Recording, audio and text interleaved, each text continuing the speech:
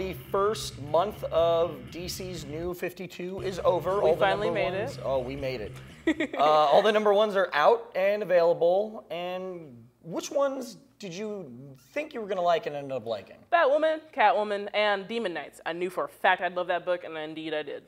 See, I was stoked on Frankenstein, and I'm glad I liked that as much as I did. Animal Man 2, I was So really good. hoping was good, and it ended up exceeding my expectations. And Batman, of course. Yeah, of course Batman was good. That team up, Scott Snyder and Greg Capullo. They did a good job. I Beautiful. agree. They did a really good job. But- Honorable mentions to anybody? You know what? Unlikely heroes? Ones I was surprised about that I didn't think I'd like was, I'd have to say, Swamp Thing. I knew I was going to enjoy it. Me too. I knew I was going to enjoy it, but I didn't think it would drag me in as much as it did.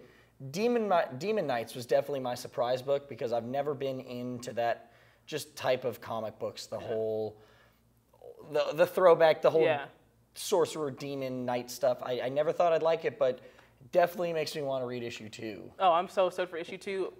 I think the number one for almost everybody, and I think there's 2 big ones. Or actually, I would say 3. Surprise books? Surprise books. Aquaman.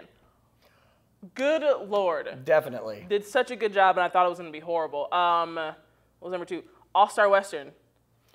All-Star Western was one I thought would be good, but yeah, It definitely went above and beyond what I thought. It was the least pre-ordered book out of all of the books, and it ended up doing exceedingly well. Men at War.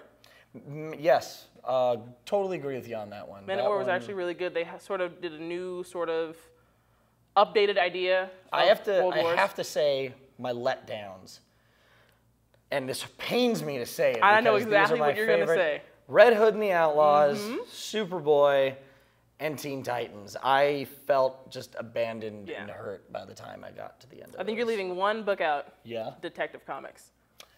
And you know what? And The Dark Knight. Oh. Very much so, The Dark Knight. Very much so. Well, yeah, I'm just blocking that That is the unwanted, twice-removed cousin of the DCU now. of the Batman books. It really is. But let us know what you guys thought of them. Which ones did you enjoy? Which ones surprised you? And which ones did you just grind your teeth through? Right here in our comments. So one of my favorite things about the new Star Trek movie by J.J. Abrams was that instead of pissing off the existing fan base, he decided to create an alternate timeline where he can mess with it as much as he wants. And he actually incorporated that original storyline with having old Spock, which is supposed to be the original Spock, kind of, sent through time into an alternate timeline. It's great. It's awesome. It's a great concept. It kind of like tied all its loose ends up. Like it made sure that it was pretty solid. Yeah, it not only brought back the old fan base, but it created a whole new one very effectively. And it converted me. I'm totally on board with the Star Trek chain now. So. And I've been so excited about Star Trek 2. Come on, I mean, we've been hearing about it. Zachary Quinto, talked about how he wasn't going to be, back for Star Trek, and then bam, he's like, I'm going to be back. And it's so exciting to read more news about Star Trek. They were talking about Star Trek 2 and how it'll be a little bit farther in the future from the last movie. So they're going to be a crew for a little while.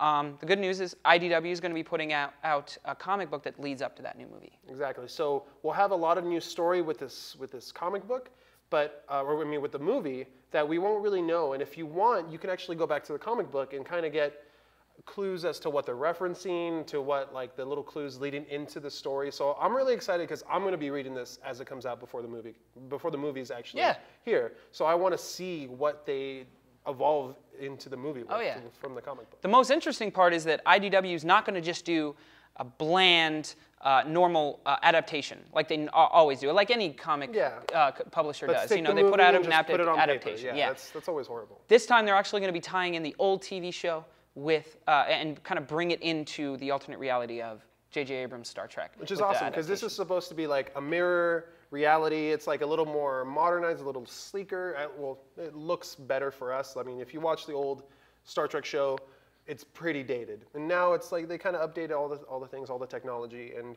I want to see that. I want to see that original episode with Captain Pike and kind of like controlling everyone. Or not controlling everyone, but him with Spock on their own missions when Kirk's not there, and like when Kirk finally comes in. I want to see that. It seems really, really interesting to me. And it's also going to give this the opportunity to get into some new characters that are going to be in Star Trek 2. I mean, the news altogether is great. Plus, IDW is going to be putting out Star Trek Legion of Superheroes crossover. It has nothing to do with Star Trek 2, but still awesome news. Legion of Superheroes is cool. And yeah, I'm excited about anything that IDW is putting out right now. I want more info on that redheaded green chick, because she was crazy hot. Oh, yeah. I'll be honest.